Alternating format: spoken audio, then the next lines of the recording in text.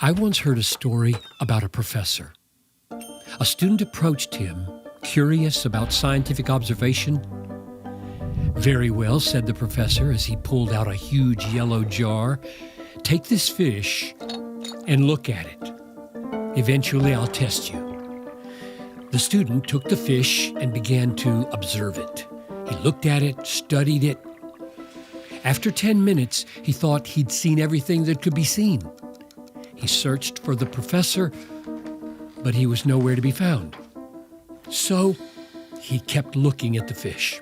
30 minutes, an hour, 2 hours passed. He was turning it over, looking it in the eyes, behind, beneath, above.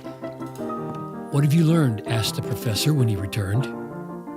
The student rehearsed it all. The pores of the head, fleshy lips, lidless eyes, the lateral line, the spinous fin, the forked tail.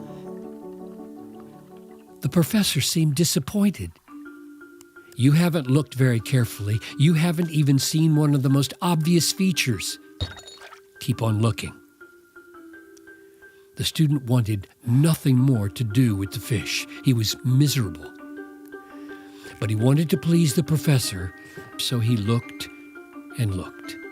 Slowly, he discovered one new feature after another. Soon time began to fly by as the student observed that fish, seeing all kinds of things he'd never noticed before. He realized just how right the professor had been. After another hour, he returned and heard a new list of observations. "That's good, but that's not all. Go on. Keep looking." And so for 3 long days, he put that fish before the student's eyes, forbidding him to study anything else, repeating the same chorus each time. "Look, look, look." We have something far more valuable to explore and study and look at.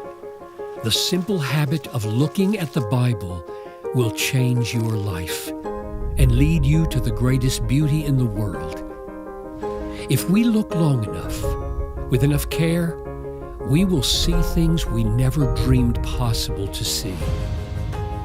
Give yourself daily to look and look and look at God's Word. Don't let go or walk away until you have seen more of Him. You will be amazed by the wonders you will find.